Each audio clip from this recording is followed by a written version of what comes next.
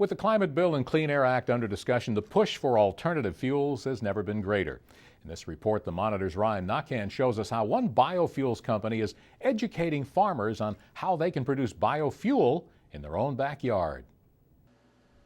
Chris Jude travels around the country, working out of a trailer that, when you look at it from far away, seems to be selling lunch. But what he's really selling is an idea. In 2005, we built an industrial plant. This week, Jude's tour has him visiting the campus of Fort Valley State University in Georgia, educating farmers and students about how likely it is for someone to produce their own fuel. We're actually a 1 million gallon per year plant, but we do a lot of we do fuel production, but then we also do a lot of education and encouraging folks around the country to set up their own small fuel production centers. The Piedmont Biofuels Lab functions as a fully operational biofuel producer.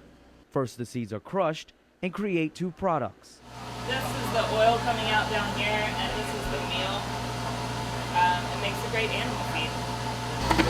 And then from there, we've got a couple of steps of making the biodiesel. We've got a reactor, we've got a wash tank, and we've got a filter set up so that you can take the fuel from oil all the way to usable diesel fuel. All of the biofuel produced here today is used in this generator behind me to power everything that goes on inside the lab, to do nothing else but to produce more fuel. A lot of folks are really interested. We've, over the last 6 years, we've probably worked with a pretty decent number of farmers, helping them set up small reactors on their farm, or one of the best ways to do it is actually for farmers in an area to get together on the equipment purchase, and then they can shared use of the equipment. We've done that with a couple of groups of farms, and that's worked out pretty well.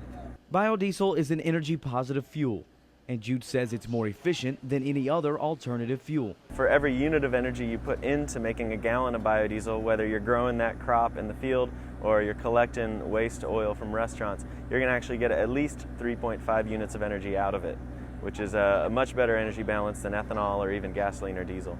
Though biodiesel production is mainly centralized in the grain belt, Jude says Georgia possesses what it takes to be a leader in producing biodiesel. Georgia actually already has at least 3 or 4 plants, a couple up in Rome, Georgia, a couple outside of Atlanta, and they've been doing really well the last few years. So if we can continue to see support from the government and industry, then I think that we can continue to grow in that way.